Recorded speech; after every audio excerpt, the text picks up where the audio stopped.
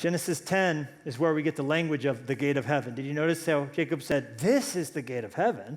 This is the gate of heaven. That's the language pulled from Genesis 10, where there's a word that runs from Genesis to Revelation, and it's sort of an all-encompassing word that describes man's attempts to fill the hole in his soul apart from God. You know what that word is?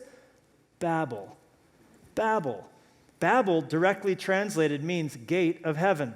You see, God has always told us what we need to do to fill the hole inside of our soul. All of us have a hole in our soul.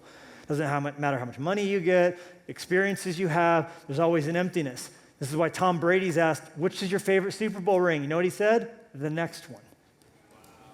Because even with a whole handful of rings, there's still something inside trying to fit. Like, nothing ever is enough. It's like, oh my God, that high was so great. I will never need heroin again for the rest of my life. That one high filled the hole. No, there's always going to be, I need another hit, I need another thing, sleep with someone else, and more pornography. No, there's always a sense in which we're trying to fill up that hole. And religion works the exact same way. That's Genesis 10.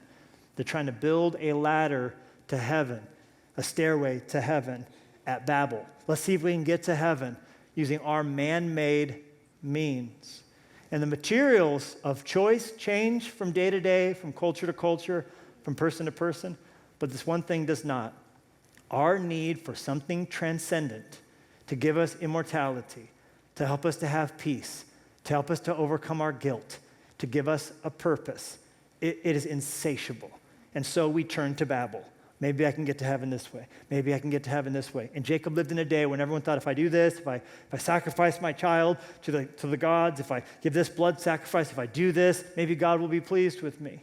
None of it worked. Then he goes to sleep, not seeking God, doing unethical things, doing bad things, removed from his family, removed from everything he ever knew, and he falls asleep a failure. He falls asleep a cheater, and then God says, you're ready for me. And the heavens open up, and a ladder comes down.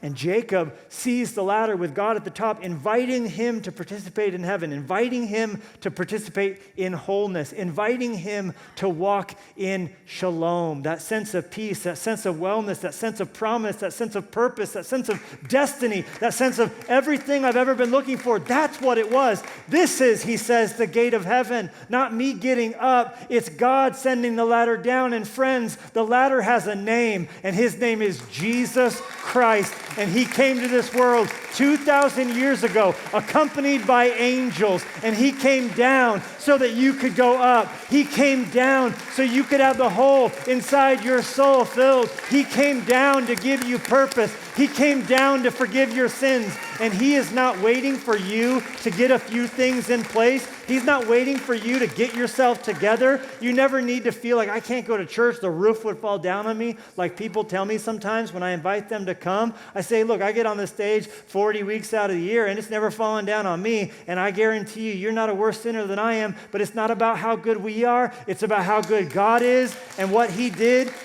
in sending his son, a ladder who came down. And that ladder died on that cross. And that cross has become a bridge.